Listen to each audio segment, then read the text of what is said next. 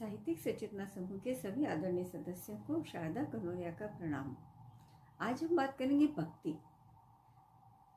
भक्ति पर शास्त्र विचार सदियों से चल रहा है। भगवत गीता जिसमें जीवन के सभी रहस्य है, उसमें भी कहा है अनन्य भक्ति के आगे सब कुछ निरर्थक है।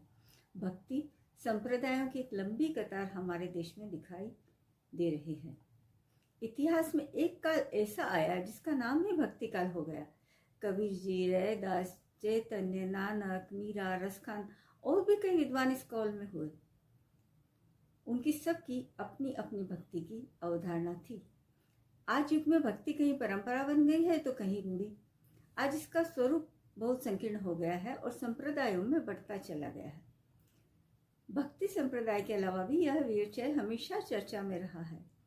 विकासवादी स्वरूप में और आधुनिक शैली में भक्ति भाव पर ग्रंथ लिखे गए हैं, जिसमें ओशो की भक्ति की व्याख्या उनकी अपनी है। स्वच्छंद जीवन शैली के प्रणेता के रूप में वह लोकप्रिय हुए और विरोधाभासी भी रहे। मनुष्य ब्रह्म का एक अंश है और ब्रह्म से मिलने के लिए सदा आतुर रहता है। यह सत्य है। ब्रह्म और माया ही पुरुष और प्रकृति है।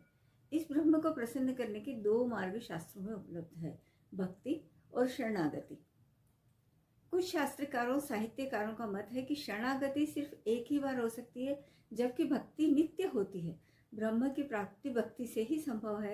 नित्य अनवरत ईश्वर स्मरण ही भक्ति है। ओशो की बात करें तो ओशो भक्ति को और प्रेम को पर्याय मानते हैं। वह कहते हैं संसार को इतना प्रेम करो कि परमात्मा को पा सको। कहीं और कोई परमात्मा नहीं है। परमात्मा हमारे भीतर है। परमात्मा को मनाना नहीं है, परमात्मा को खोजना है।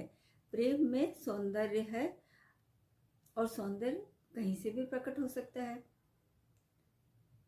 सौंदर्य परमात्मा का है और सत्य है।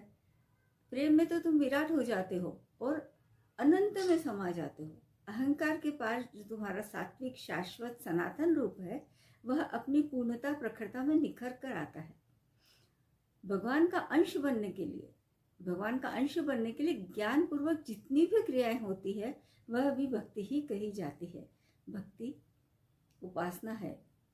कुल मिलाकर भक्ति साध्य तक पहुंचने का मार्ग है।